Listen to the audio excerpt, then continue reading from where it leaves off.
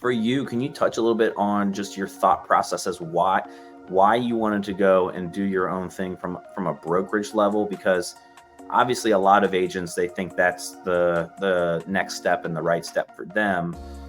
I never had a desire to go and do our own thing. It seems like a lot of paperwork and headache. Yeah. Here's your thought process on that. So in part because I always felt like that was the next step. And most of my life has been like, okay, what's next? So I always went into the second phase of my career, my take two, I call it, and said, I'm going to do this. I'm going to do this really well. I'm going to operate at an incredibly high level. And ultimately, I'm going to start my own company. I was with a brokerage that I loved. They had moved into the Buffalo market from a neighboring city. They weren't really well known, but I found that I really enjoyed helping to build something. So coming in on the ground level, the organization was, in total, I think they had 400 or 500 agents, yet it always felt like they knew everybody by name and what was going on in your world, in your business. And then they were acquired by a much larger broker. So when the acquisition happened, the much larger broker took me back to that feeling of things are a little bit corporate. I feel like I lost a lot of the things that I enjoyed about the brokerage that I had been with, but I gave it a year because I said, let's let the dust settle and see what this looks like. And a year came and went, and I sat down with my team and I said, what do you guys think? And they're like, we don't love it. We were basically operating independently. We had siloed ourselves. We had gotten all our own tools and technology because they didn't provide the things that we had had previously. And I said, well, at this point, maybe we just go do our own thing. And I had interviewed every broker that was available in my market that I knew of at the time.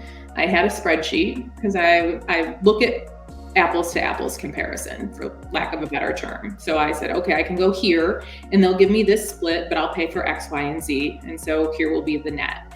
And when I looked across the board based off of the volume that we did, any place that we went, when I really quantified it, we were going to spend or give to the brokerage between $70,000 and $75,000 based off of our current production. And I had no problem with that. I have no problem spending the money if I'm getting the value in return. The challenge was I didn't feel like I was getting $70,000 or $75,000 worth of value. Yeah. Then I decided to invest that money into my own independent brokerage. Looking back on it, did you love it? There were points in time that I loved it. I won't say that I ever hated it because I think everything, life doesn't happen to you, it happens for you. And I've had the opportunity to learn a lot about myself, which has been something that I didn't expect in all of this. Is I have a great coach, and I was really struggling for months, back to that like pit in my stomach, things didn't feel right, couldn't quite put my finger on it. And he encouraged me to go away for a weekend and disconnect. He's like, even if you have to check yourself into a hotel room, because then I want you to forget about everybody and everything except for Beth. Don't worry about the leases you have signed. Don't worry about the agents that you have. Just don't worry about any of it. Really get back to, when did you love this? What did you love about it? What do you see your life looking like in the future?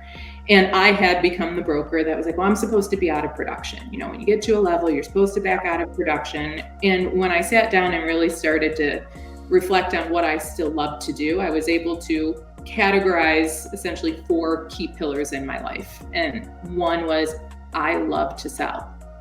I still love meeting with clients. I still love building those relationships, knowing that I'm playing a role in a part of their life that usually has some emotion tied to it. I love to train and develop agents, and I can easily mirror those 2 things and have them work together. And then I was like, I had let my health go by the wayside. So I was like, I need to take better care of myself. And I want to be able to enjoy more time with my family, because I'd worked so many years to get myself to this position. And why would it matter if I wasn't doing things outside of work that I enjoyed? So that really forced me to come back to a decision of, well, what things can I delegate? What things can I hire out? And when I started to look at the dollars and cents of it, the cost of everything is continuing to go up. and the liability that falls back on a broker, not only as the professional, but a lot of times, like, I have personal guarantees on certain things as a new business owner. And I'm like, something goes sideways because one of my agents makes a mistake and my entire livelihood is on the line. Yeah. So for that reason, I decided that it was time to partner with a brokerage again and move back into the team lead mentality so that I could get back to doing what I really loved. And when did you make that decision? So I made the decision. I first started exploring it probably June or July of last year. Right. And the financials didn't quite add up at that time. I was like, I don't know if this makes financial sense. Yeah. And then as things started to unravel with the NAR stuff and, E&O insurance started to skyrocket and, just all of these indicators that, okay, it's probably going to get a little more challenging before it gets easier. I ultimately made the decision in January to make the transition, and we actually completed that transition about a month ago. That's awesome.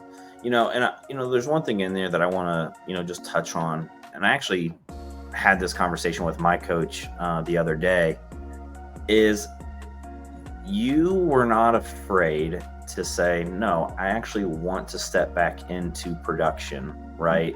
Because some people may be like, oh shit, like what's going on with Beth's life that she has to go sell again? Or, and I find that to be one of the most interesting things of agents in general is I feel like a lot of times they're afraid to own exactly what their goals are. Like I always tell everyone, my goal as a personal agent was never to sell 50 plus houses a year. Like that was never my goal.